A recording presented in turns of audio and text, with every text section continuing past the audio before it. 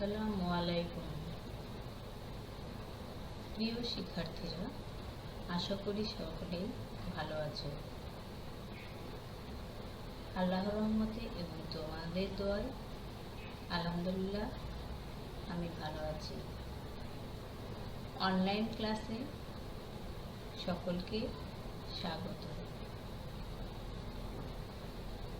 প্রিয় শিক্ষার্থীরা, চলো আমরা বই খাতা নিয়ে বসে পড়ি।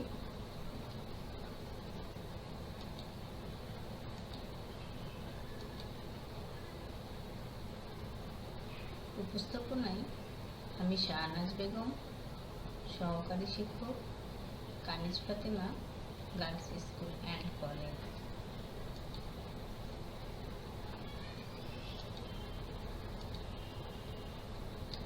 শিক্ষার্থী বন্ধুরা, স্ক্রিনে আমরা একটা মানচিত্র দেখতে পাচ্ছি। নিশ্চয়ই তোমরা সকলে এই মানচিত্রটি সম্পর্কে পরিচিত। তারপরও আমি একটু তোমাদের সহায়তা করি।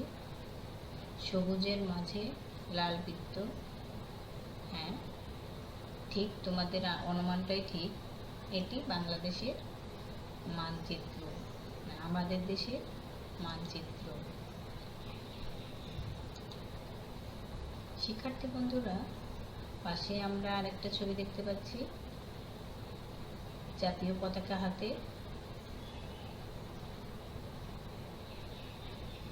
কোন দেশের জাতীয় পতাকা? না, বাংলাদেশের জাতীয় পতাকা। কোন দেশের জনগণ নিয়ে আছে? বাংলাদেশের। তাহলে কি বলা হয় বাংলাদেশের এরা কারা? বাংলাদেশের নাগরিক। তাহলে আমরা দুইটা ছবি দেখতে পেলাম, এক হচ্ছে বাংলাদেশের মানচিত্র, আর একটা হচ্ছে বাংলাদেশের নাগরিক। প্রিয় নবম ও দশম শ্রেণীর শিক্ষার্থীরা, তোমরা একটু ভেবে দেখো তো, পৌরনীতি ও নাগরিকতা বইয়ের কোনো অধ্যায়ে এই নাগরিক সম্পর্কিত কোনো পড়া আছে কিনা? নিশ্চয়ই তোমরা এখন বুঝতে পেরেছ যে আমরা দ্বিতীয় অধ্যায়ের নাগরিক ও নাগরিকতা পাঠটি পড়তে যাচ্ছি। প্রিয় শিক্ষার্থী বন্ধুরা, এবার আমরা দেখি আমাদের আজকের পাঠটি কি।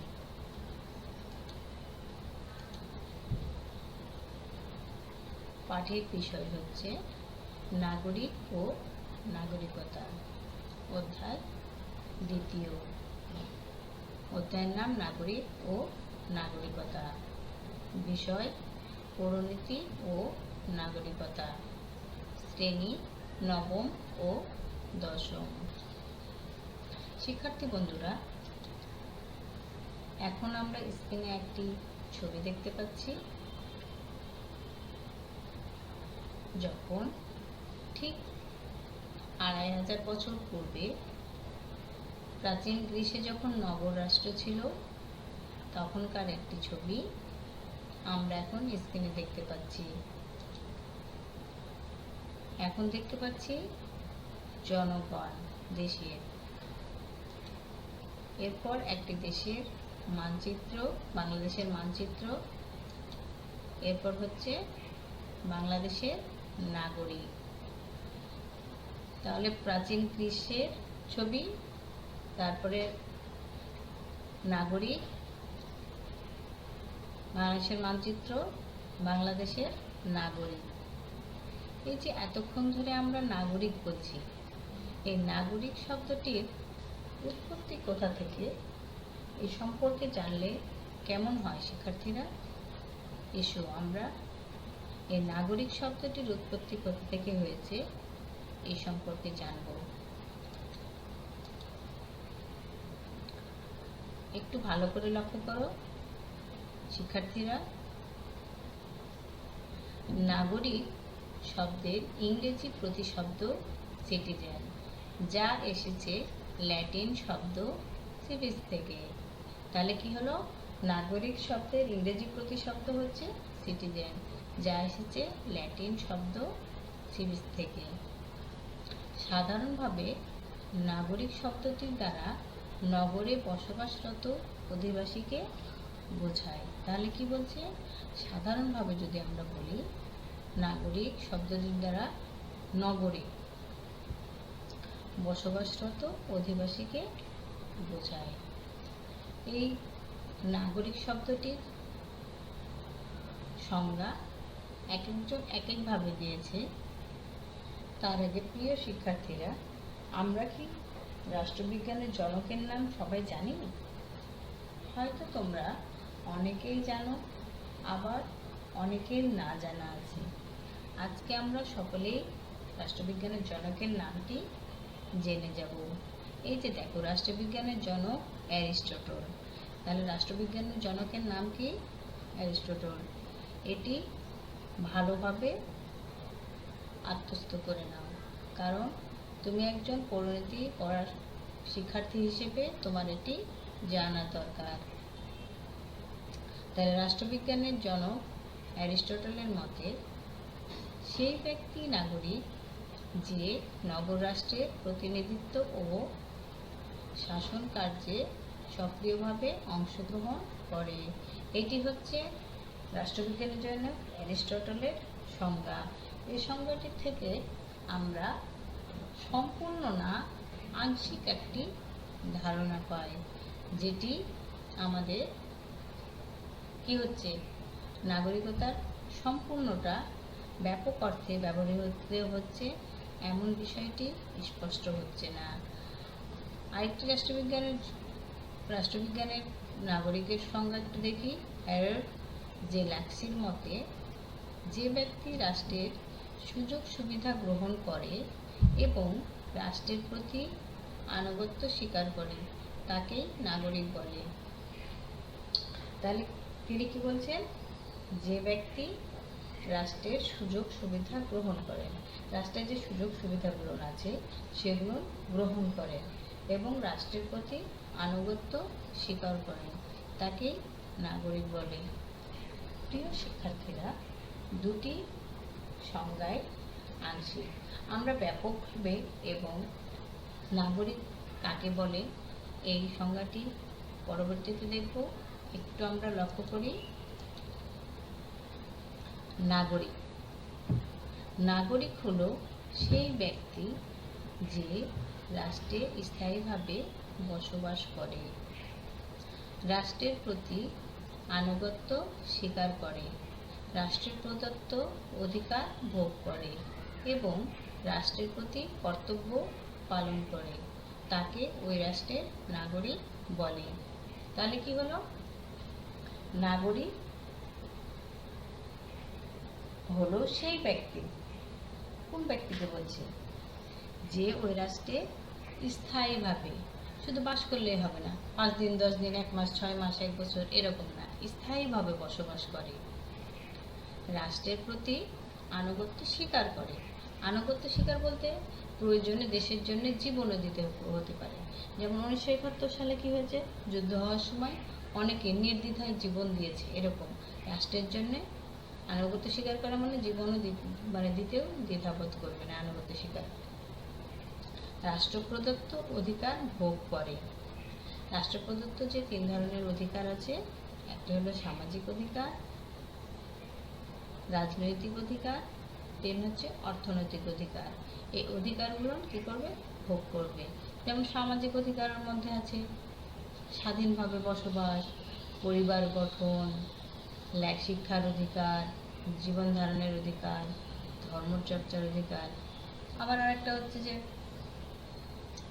অর্থনৈতিক অধিকারের মধ্যে আছে কি, যোগ্যতা অনুযায়ী চাকরি, ন্যায্য মজুরি লাভ, অবকাশ লাভের অধিকার, এই ধরনের অধিকার।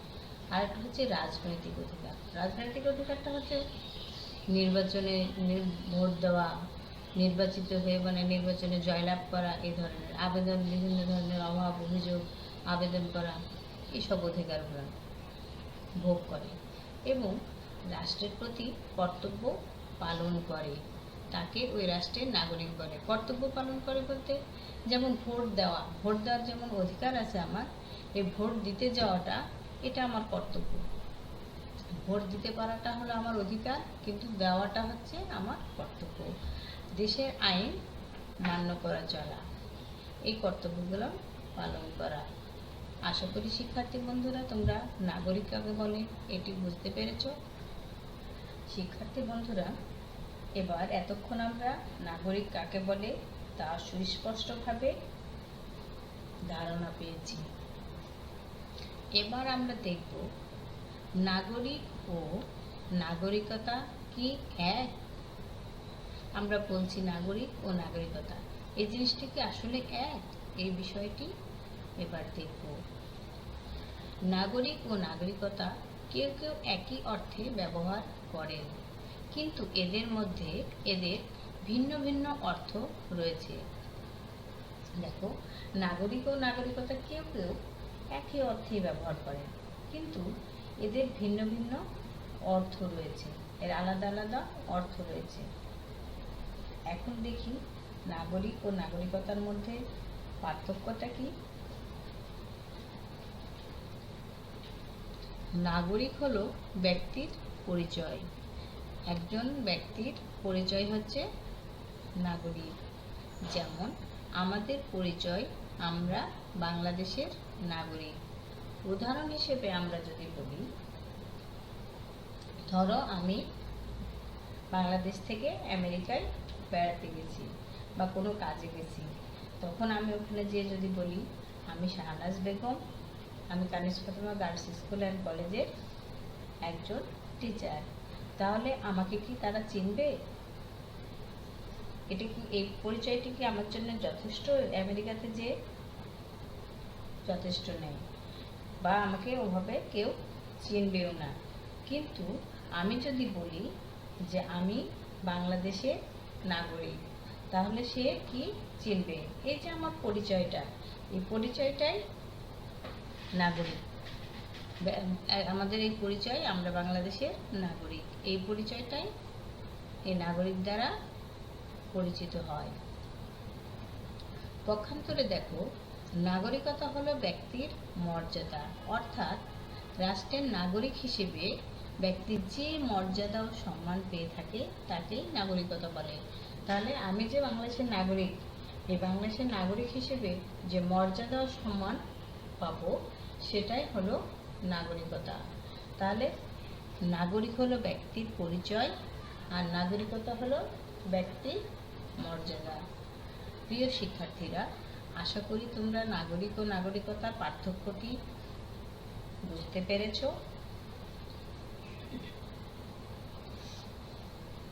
প্রিয় শিক্ষার্থীরা, এই নাগরিকতা সম্পর্কে আশা করি তোমরা স্পষ্ট ধারণা পেয়েছ।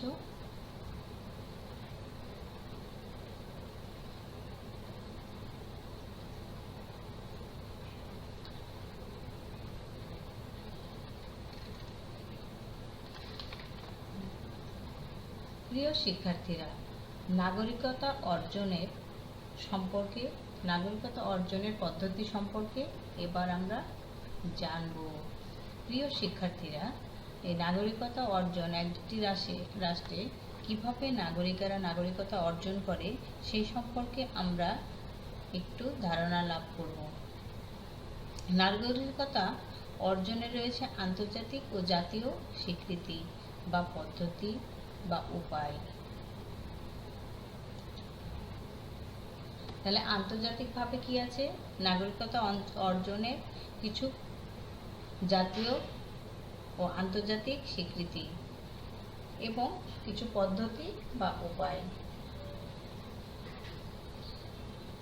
নাগরিকতা অর্জনের একটি আমরা ডায়াগ্রাম দেখতে পাচ্ছি। নাগরিকতা অর্জনের পদ্ধতি: ক, জন্মসূত্রে নাগরিকতা। খ, অনুমোদন সূত্রে নাগরিকতা। জন্মসূত্রে নাগরিকতাকে আবার দুই ভাগে ভাগ করা হচ্ছে। একটি হচ্ছে জন্মনীতি, আরেকটি হচ্ছে জন্মস্থান নীতি। তাহলে কি হলো? নাগরিকতাকে প্রথমে দুই ভাগে ভাগ করা হলো, জন্মসূত্রে নাগরিকতা, খ হচ্ছে অনুমোদন সূত্রে নাগরিকতা। জন্মসূত্রে নাগরিকতাকে আবার দুই ভাগে ভাগ করা হচ্ছে। জন্মনীতি একটি, জন্ম স্থান নীতি একটা। প্রিয় শিক্ষার্থীরা, এবার চলো আমরা একে একে প্রত্যেকটি বিষয় সম্পর্কে জেনে নেই বা এগুলোর সঙ্গে পরিচিত হই। প্রথমে আমরা জন্মসূত্রে নাগরিকতা সম্পর্কে জানব।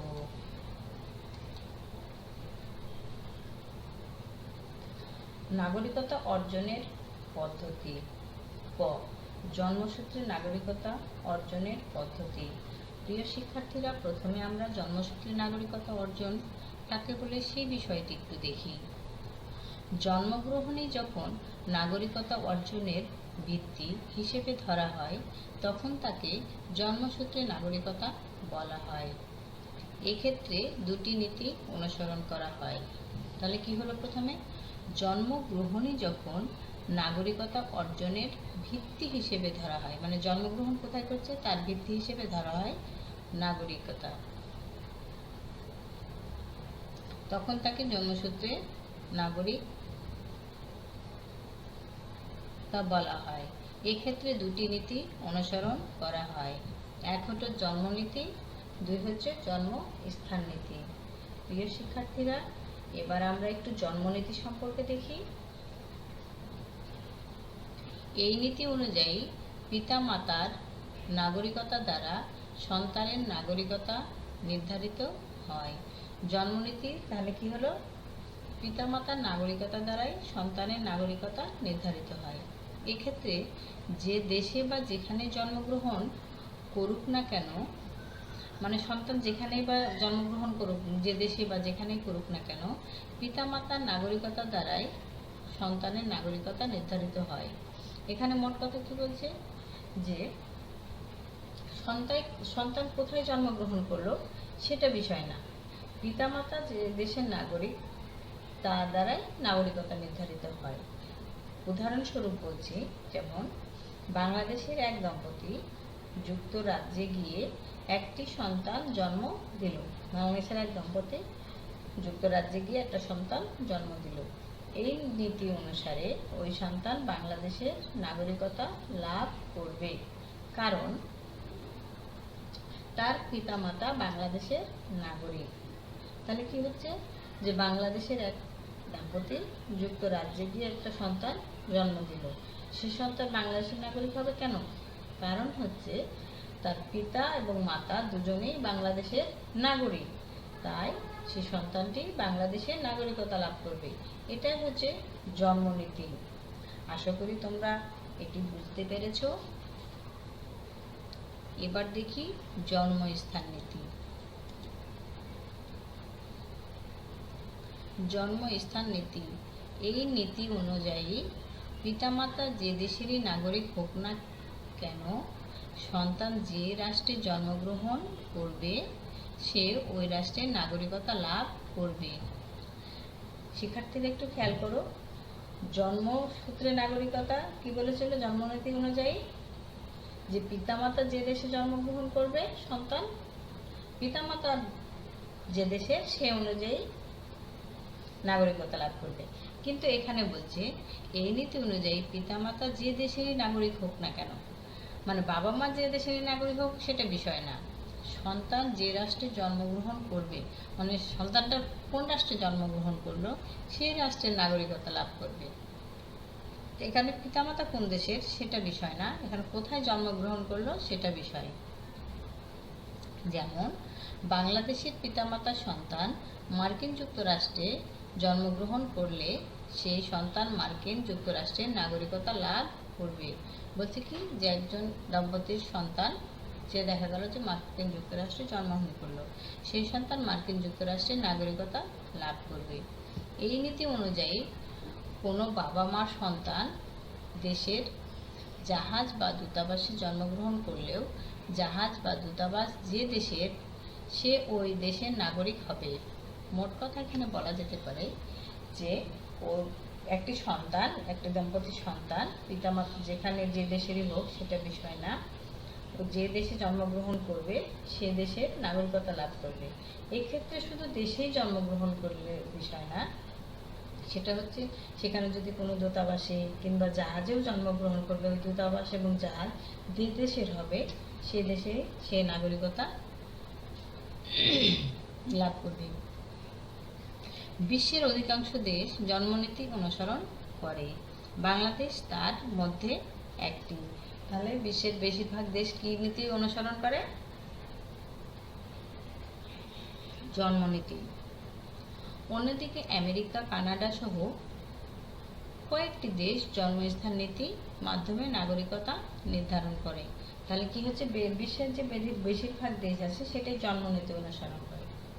বাংলাদেশও এই নীতি অনুসরণ করে। অন্যদিকে আমেরিকা, কানাডা সহ অল্প মানে কিছু সংখ্যক অল্প কিছু জন্মস্থান নীতি অনুসরণ করে।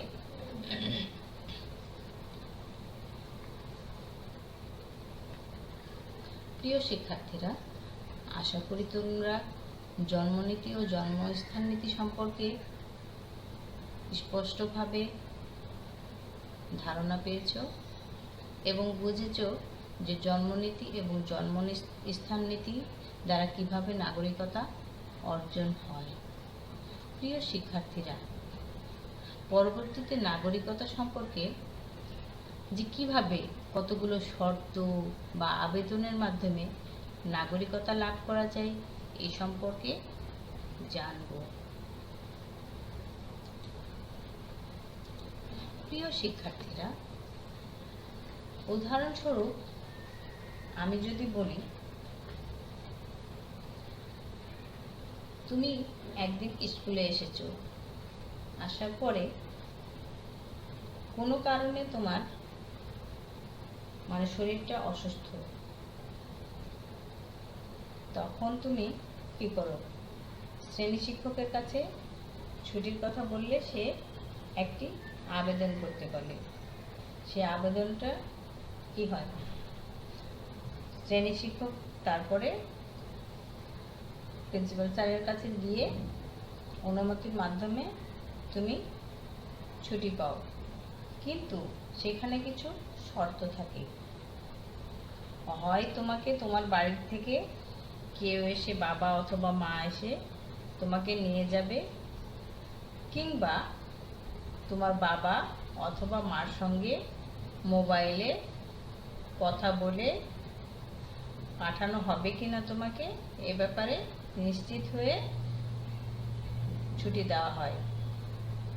তাহলে তোমাকে শর্ত দেওয়া হয় যে বাবা মার সঙ্গে হয় কথা বলিয়ে দাও, তার আবেদন করো, তারপর প্রিন্সিপাল স্যার যদি অনুমতি দেয়, এরপর হচ্ছে যে তুমি কিংবা তোমার বাবা মেয়ে এসে নিয়ে যাবে। এই যে শর্ত সাপেক্ষে অনুমোদন দিয়ে তারপরে তুমি বাড়িতে যেতে পারো।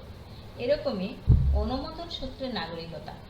তাহলে এখানে একটু লক্ষ্য করো শিক্ষার্থীরা, কতগুলো শর্ত পালনের মাধ্যমে এক রাষ্ট্রের নাগরিক অন্য রাষ্ট্রের নাগরিকতা অর্জন করলে তাকে অনুমোদন সূত্রে নাগরিকতা বলা হয়। তাহলে বলছে কতগুলো শর্ত পালনের মাধ্যমে। শুধু অনুমোদন করলে মানে অনুমোদন নিতে হলে কতগুলো কি করতে হয়? শর্ত পালন করতে হয়। এক রাষ্ট্রের, আমি বাংলাদেশের নাগরিক, আমি অন্য রাষ্ট্রের নাগরিকতা অর্জন করতে চাচ্ছি, তখন কি করতে হবে? এক বা একাধিক শর্ত পালনের মাধ্যমে ওই রাষ্ট্রের নাগরিকতা অর্জন অনুমোদন সূত্রে নাগরিকতা বলা হয়। অনুমোদন সূত্রে নাগরিকতা অর্জনের শর্ত আছে। 1. সেই দেশের নাগরিককে বিয়ে করা। উদাহরণ হিসেবে ধরো, এখন বাংলাদেশের একটি নাগরিক কানাডায় নাগরিকত্ব চাচ্ছে, তাহলে সে দেশের নাগরিককে বিয়ে করা। সরকারি চাকরি করা, মানে সে দেশে সরকারি চাকরি করতে পারে। সততার পরিচয় দেওয়া। সততার পরিচয়টা তার কর্মক্ষেত্রে হতে পারে, সে ব্যবসা করছে সেই ব্যবসার ক্ষেত্রে হতে পারে, চাকরি করছে সেখানে চাকরির ক্ষেত্রে হতে পারে। এই যে সততার পরিচয়টা দিতে হবে। সে দেশের ভাষা জানা। যে দেশের নাগরিকতা অর্জন করতে চাচ্ছে সে দেশের ভাষা জানা। সম্পত্তি ক্রয় করা। দীর্ঘদিন যাবৎ বাস করা, মানে যে অল্প দিন হলো বসবাস করছে এরকম বিষয় না, দীর্ঘদিন মানে অনেক দিন। সেনাবাহিনীতে যোগদান করা। এখানে 7টি শর্ত আছে। 7টি শর্তই পালন করতে হবে এমন বিষয় না, এক বা একাধিক, একটাও হতে পারে, দুইটাও হতে পারে, তিনটাও। এটা সরকারিভাবে যে কটা শর্ত বলবে বা শর্ত সাপেক্ষে এই নাগরিকতা অর্জন করতে পারে। প্রিয় শিক্ষার্থীরা, এই বিষয়গুলো তাহলে আমরা পড়লাম কি? প্রথমে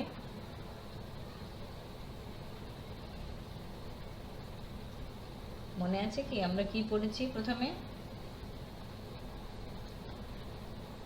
নাগরিক শব্দের উৎপত্তি কোথায়, নাগরিক কাকে বলে, নাগরিকতা অর্জনের পদ্ধতি, নাগরিকতা অর্জনের পদ্ধতি জন্মসূত্রে, অনুমোদন সূত্রে, জন্মসূত্র কোনটি, জন্মসূত্রকে কয় ভাগে ভাগ করা যায়, এই বিষয়গুলো সুস্পষ্টভাবে ধারণা পেয়েছি।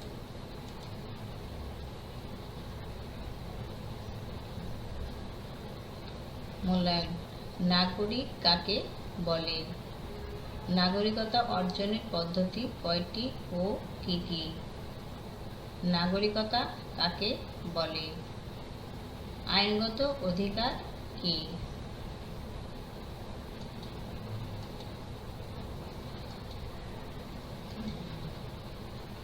প্রিয় শিক্ষার্থীরা, বাড়ির কাজ।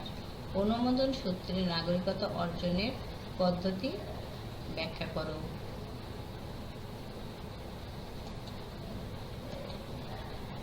সকলকে ধন্যবাদ।